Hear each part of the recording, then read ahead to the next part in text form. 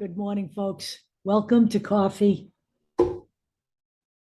with the Curmudgeon. Call me whatever you want.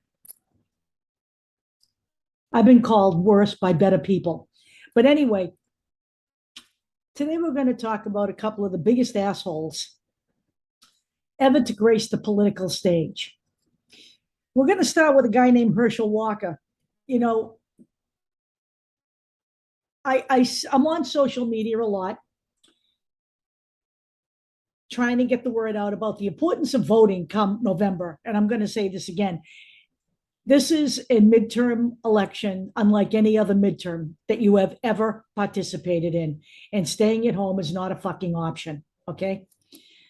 If you don't want to join the ranks of Turkey and Viktor Orban and Italy and Giorgia Meloni and Marine Le Pen's France, I would advise you to exercise the rights that you do have here, or you lose them. Come 2024, you will not see a legitimate election. Mark my words, okay? Because I will be back to haunt you. But one of the most ridiculous allegations that I've seen comes from social media. I have no idea who the person is. They pop up on my feed a lot. I try to ignore them, but this one was one that took the cake, that people aren't backing Herschel Walker because they're racist. We're talking about Herschel Walker here, okay? You know, Herschel Walker is unfit for public office for many, many reasons, and his race isn't one of them. Let's talk for a minute. This is what set all this shit off, actually. Hang on a second. Let's start right here. Mr. Pro-Life, right here, who believes in a nationwide ban on abortion with no exceptions for any reason whatsoever, not rape, not incest, nor the health of the mother, has paid for a girlfriend's abortion. Now, this was broken by the Daily Beast, and they actually have documentation. Herschel Walker's running around the country denying it, and the GOP has circled the wagons on his behalf, I might add. And it's amazing. It's amazing that they haven't cut him loose, because this isn't the only thing that Herschel Walker's lied about. He's a pathological liar. But the reality is, you know what? The party has ceded its entire identity to a pathological liar named Donald Trump. So this fits. Herschel fits with Donald. They're buddies, and they're buddies for a lot of reasons. So let's talk about why I don't back Herschel Walker, aside from the fact that the man has no understanding about global warming. We're going to start here before I show you some of these things. He has no idea what global warming is. He truly believes that Joe Biden's climate legislation is about buying trees. His commentary when asked about that legislation was, don't we have enough trees around here? This is a guy who can't even speak to the issues. Okay, not that any of the GOP can speak to the issues. All they do is sit on social media all day long. This is what you pay for, by the way, with your tax dollars. They sit on social media all day long, point fingers at Joe Biden and the Democrats, complain about the condition of the country, but not one member of the GOP offers up any bill that is worthwhile. Not a one. Not one. Not Ted Cruz, not Marjorie Taylor Greene, not any of these people, okay? So Herschel Walker can't discuss the issues. He won't debate Raphael Warnock because he's already admitted that he's not smart enough to debate him. Every time he opens his mouth, he makes a fool of himself on the issues. And this is a guy that they insist is qualified to be the senator from the state of Georgia, okay? Yeah. So let's talk about Herschel. Aside from this bullshit right here, Herschel Walker, this article in Vanity Fair, Herschel Walker is a pathological liar who lies like he's breathing. This was from his own campaign staff, who continues to work for him, by the way, but they admit this. I'm not going to read this stuff to you. You're going to have to learn how to read yourselves. And then in the midst of all of this stuff with his girlfriend's abortion, his son, who was 23 years old, finally had enough and basically came out. This is a quote from his son. Family values, people. He has 4 kids, 4 different women, wasn't in the house raising one of them. Okay. This was a video he made. He was out having sex with other women. Do you care about family values? This kid is finally had it. Okay. So when Herschel Walker went out on the road and denied the whole situation with his girlfriend, this is another quote from his son. I was silent, lie after lie after lie. The abortion part drops yesterday. It's literally his handwriting in the card. They say they have receipts, whatever. He gets on Twitter. He lies about it. Okay, I'm done. Done. Everything has been a lie. Now, all they're basically doing, his campaign, is denying it, you know? And his son goes on to say, I know my mom and I would really appreciate if my father, Herschel Walker, stopped lying and making a mockery of us. So it is well known that Herschel Walker has had hidden children. He just doesn't talk about them. He pretends like they're not there, which to him, they're not there, okay? We keep seeing these stories about another Herschel Walker son, another Herschel Walker son, another Herschel Walker son. He's got 4 now.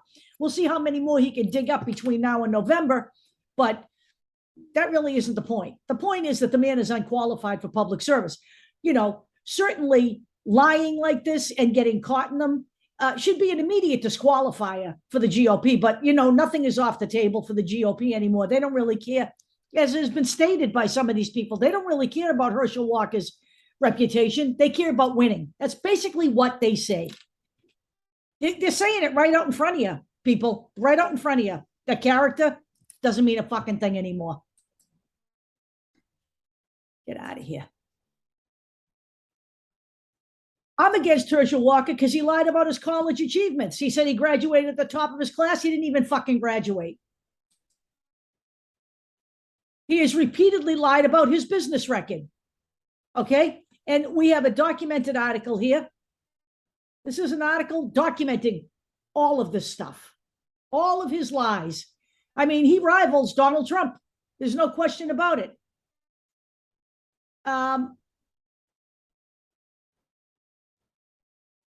Herschel Walker's ex-girlfriend claimed he threatened his life after he literally did commit violence against his wife, which according to him, he went to therapy, put a Band-Aid on it, and everything's okay. This woman came out after that statement and blew that one out of the water. In my mind, I'm sorry, folks, there needs to be some kind of a standard for candidates running for public office. Anytime you commit domestic violence or any kind of violence towards another human being, that's an automatic disqualifier. You can't run for office. Listen to me. If Herschel Walker was any other Black person who had committed violence against his own wife or against another woman, I promise you, this would be something that was focused on by them publicly. If he were on the Democratic side of the aisle, he wouldn't stand a chance. The GOP would be all over him, but not this guy, because God knows this is Donald Trump's boy, and they certainly do not want to piss off the orange jackaloon. And by the way, I mean, he's Donald Trump's boy, as in he's his star candidate. Because if this were the case, they're basically abandoning some of their worst candidates. This guy somehow stays on their radar and keeps getting protected. Herschel Walker wants you to believe there's no racism in America, just like Candace Owens, because what means more to them is the public eye and power. I'm telling you, folks, we don't need any deep, emotional kind of explanation for the GOP. They're doing shit right in front of your face. They care about power. They're stating it. All that matters to them is taking back power. Understand me.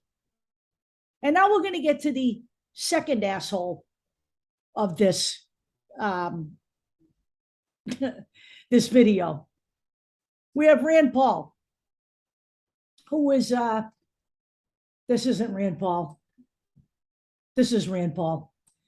We have Rand Paul, who's running against a gentleman named Charles Booker. And this is a race I probably haven't paid enough attention to, but I realized yesterday that Charles Booker has a pretty good chance of taking this race, all things considered. So how is the Rand Paul campaign responding to the threat to his, seat?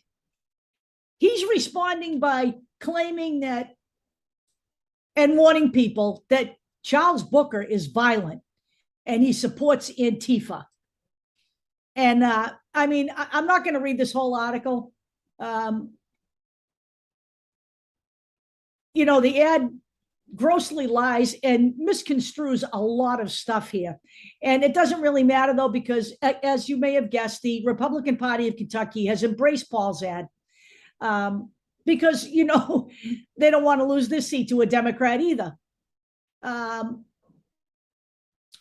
This is a rather lengthy article, but I suggest that you read it. If I'm just going to say this, if you are in the midst of all of this, if you are a voter and you can't read about your candidates and about what's going on, I don't know what you expect that your responsibility is as a citizen, but this is part of what we call your civic duty. Of course, they don't teach you that shit in school anymore because they don't want you voting, quite frankly.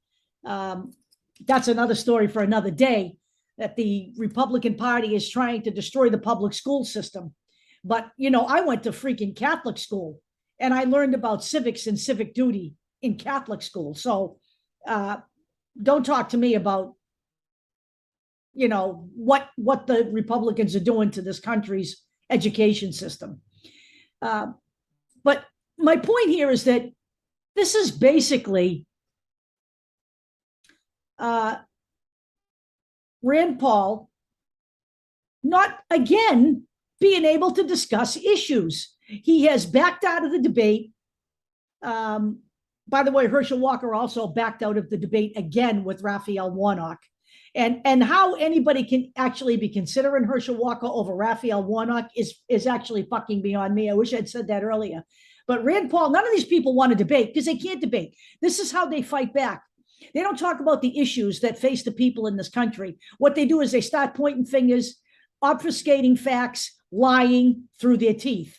This is no different than what's going on here today. And by the way, they talk about Antifa like this is some new phenomenon, and they're on the streets every day raising Cain and creating havoc and defacing buildings and burning buildings. You know what?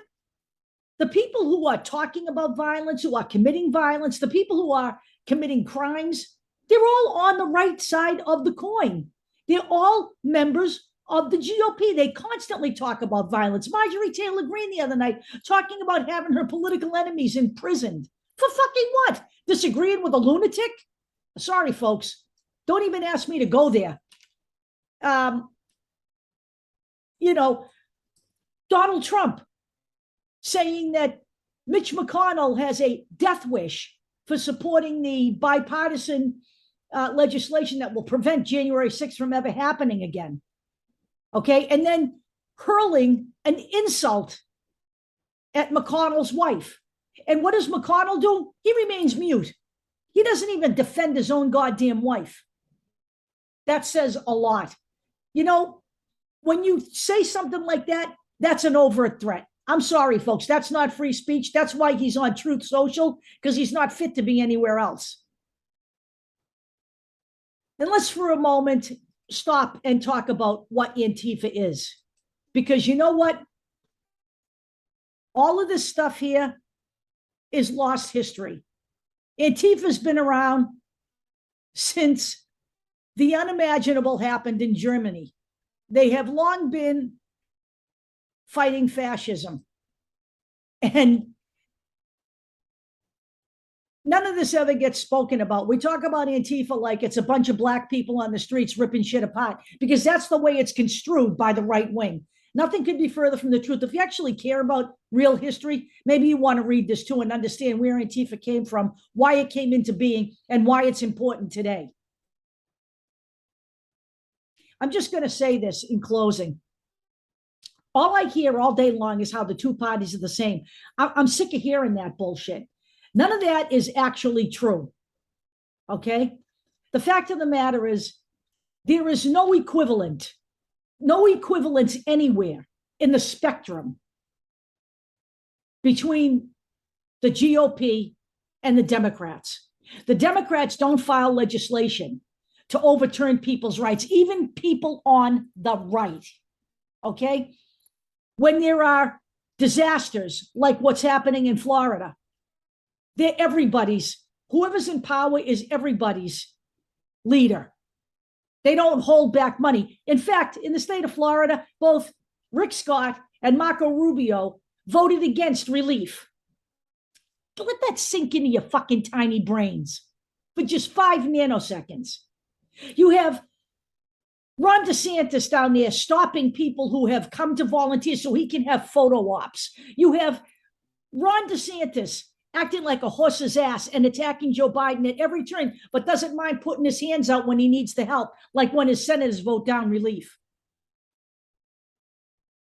There is no equivalence for the Democrats dancing with the far radical left, like there is with the Republicans dancing with the far radical right. You will understand that the Republicans invited Viktor Orban, the man who dismantled democracy in Turkey, to be their keynote speaker, and sat there and listened to him, that they literally either attended or sent videos to a white supremacist meeting, that they literally invited the Tea Party into the party. And now the Tea Party is funding the new right, which is what they're calling the fascists.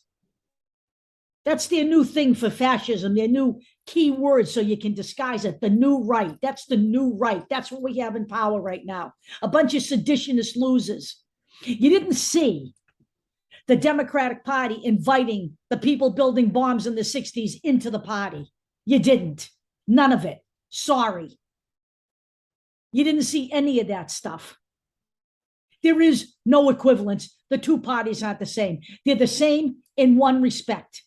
They both take corporate money, and that was courtesy of a 2010 ruling by the Supreme Court, which was a conservative court.